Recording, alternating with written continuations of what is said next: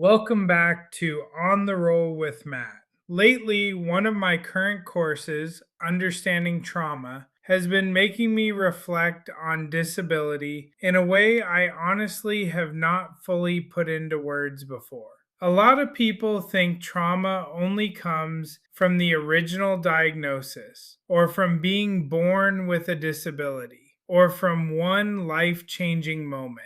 But I do not think that is the whole story. I think trauma can also come from the things that keep happening after the falls, the loss of control, the moments your body does something you did not ask it to do, the private moments, the humiliating moments, the moments that make you feel powerless in your own skin. Psychologists who study trauma often explain that trauma is not always just one event. Sometimes it is what happens when an experience overwhelms your ability to cope, and it leaves an impact on your mind, body, emotions, and even your spirit. That hit me deeply because when you live with disability, trauma is not always loud and obvious. Sometimes it is quiet, sometimes it builds, sometimes it comes from the unpredictability of your body, sometimes it comes from the fear of the next fall, the next accident, the next moment where you feel stripped of dignity. And that kind of thing can break you over time.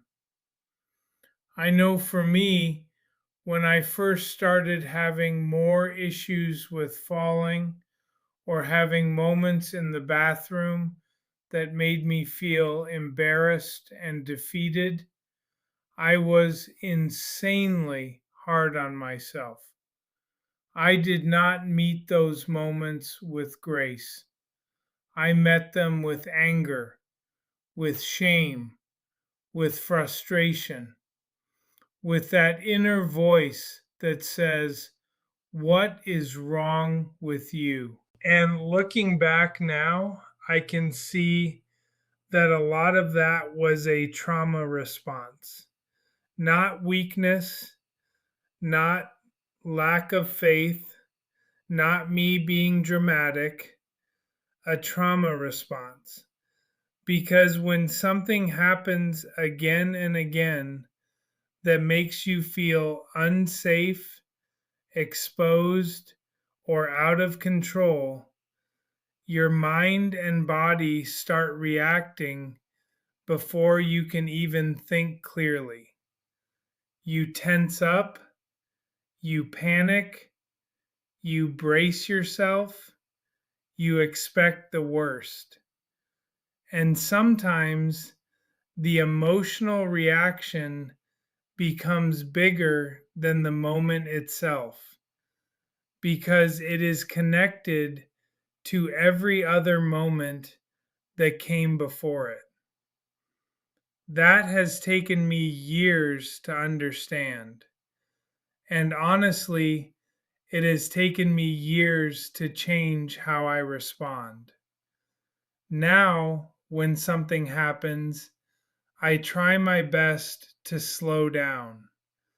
I try to catch myself before I spiral. I try to stay calm and rational. I try to remind myself that this moment is hard, but it is not the measure of my worth. That did not happen overnight. That came through a lot of pain, a lot of reflection, and a lot of learning how to stop attacking myself in my hardest moments. So, how do you move forward? What do you do mentally, spiritually, emotionally when life in your own body feels traumatic? Mentally, I think it starts with recognizing what is happening, naming it, saying, "This scared me, this hurt me, this brought something up in me." That is very different from turning on yourself and making the whole moment about your value as a person. Emotionally, I think it means letting yourself grieve because disability is not only physical. Sometimes it is grieving independence, predictability, privacy, or even the version of yourself you thought you would always be. And spiritually, I think it means surrender in a very real way, not a polished church answer, real surrender, bringing God the fear, the anger, the embarrassment, the exhaustion, and saying, "I do not know how to carry this today." For me, faith has not removed the pain of those moments, but it has helped hold me in them.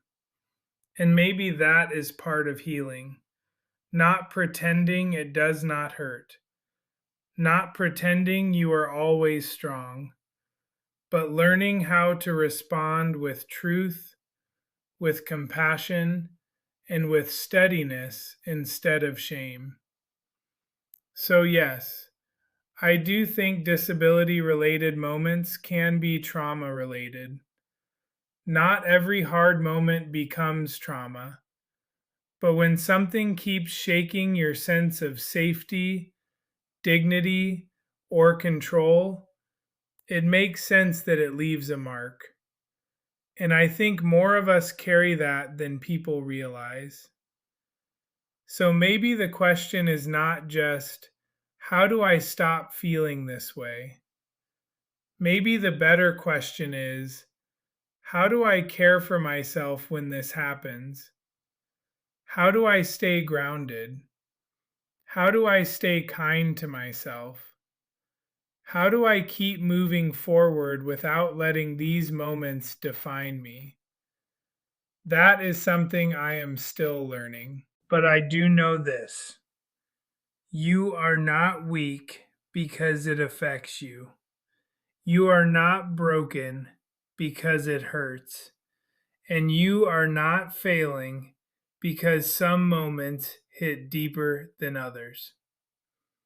Sometimes your reaction makes perfect sense when you understand what you have been carrying.